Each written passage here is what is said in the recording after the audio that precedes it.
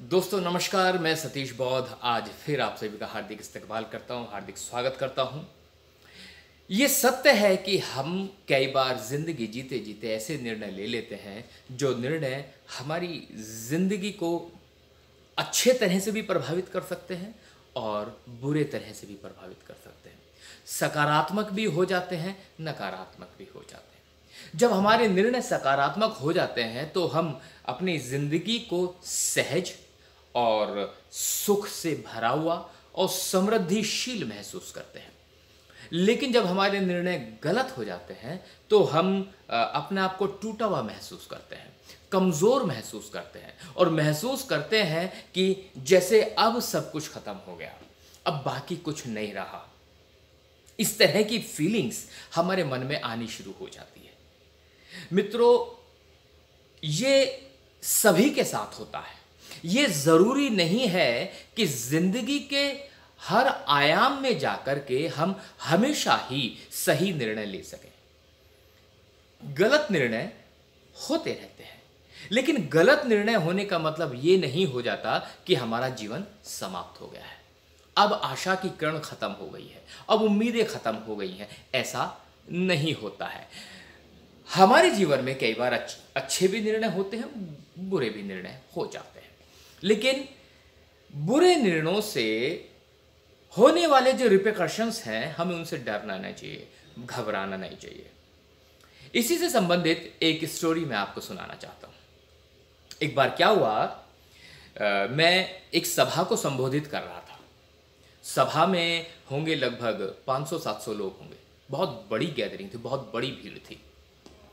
ये उस जमाने की बात है जब हमारे देश में 500 का नोट चला करता था। भारत में 500 रुपीज नोट चलता था। तो मैंने मंच से उन 500-700 लोगों की भीड़ के सामने जेब से एक 500 का नोट निकाला और कहा, आप में से कितने लोग हैं जो इस नोट को लेना चाहेंगे? सभी लोगों ने अपने हाथ खड़े कर दिए। सभी कहने लगे, जी हाँ, ये नोट हम ले सकते हैं, ये नोट आप हमें दे दीजिएगा। मैं कहा, वेरी गुड। तो मैंने पूछा कि आप ये नोट क्यों लेना चाहते हैं?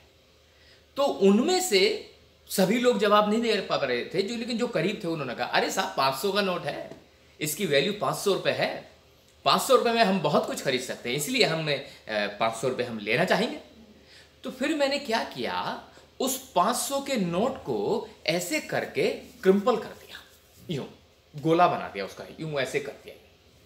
अब मैंने कहा, अब ये बताओ, आप में से कितने लोग हैं जो इस मुड़े हुए तोड़े हुए नोट को अभी भी लेना चाहेंगे?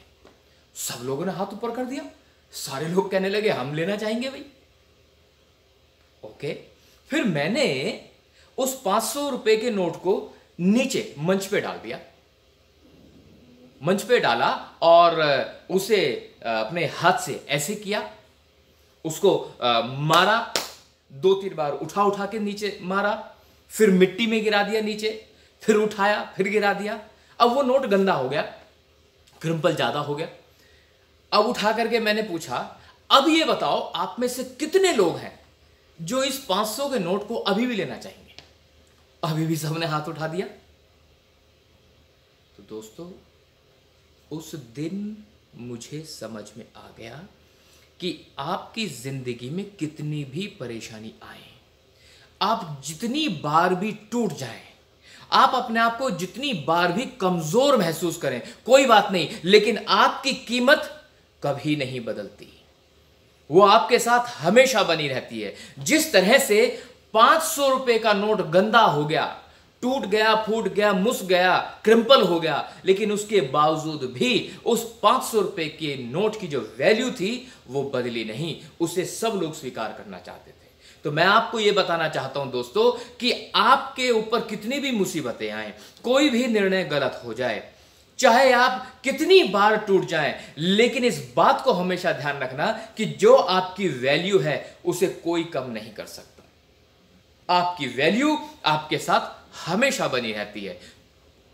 तो मैं उम्मीद करता हूं कि आज की इस स्टोरी से आपको जरूर वैल्यू बढ़ाना और वैल्यू को समझना जरूर मिला होगा, आपको बेहतर समझ मिली होगी। इसी उम्मीद के साथ कि आप इस स्टोरी से सबक लेंगे, सीख लेंगे और अपने जीवन में वैल्यू सिस्टम को जरूर लेकर के आएंगे।